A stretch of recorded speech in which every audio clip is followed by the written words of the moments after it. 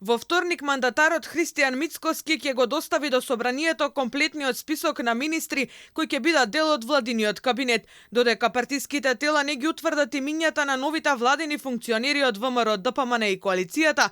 Мицкоски не сакаше да каже кои ќе бидат идните владини функционери. Јас не би зборувал во име на другите политички партии и во името на нашите коалициони партнери. Тоа ќе си го кажат самите.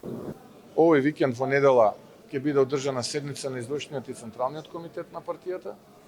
Ќе бидат представени кадровските решенија од моја страна како мандатар со нивната биографија.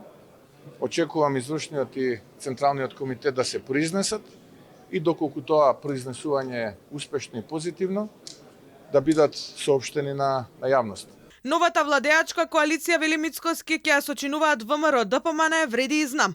Нема да има место во новата влада за ДУИ, Левица и СДСМ. Со тоа, вели Мицкоски, ќе го оствариме ветувањето партијата на Али Ахмети да замине во опозиција.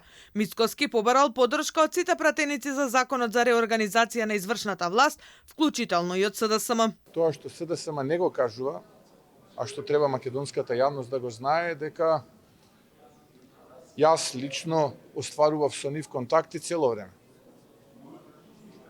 И вратата да го поддржат овој закон за сите пратеници беше отворена. Тоа што делот идните опозиционери препознаа квалитет во овој закон и гласа, претпоставувам тие треба да ви дадат одговор. Делот идните опозиционери кои што не препознаа можеби квалитет или имаа некои други политички математики и калкулации, не гласа. Во идната влада, како што кажа мандатарот, повеќе нема да има економски директори во здравствените установи.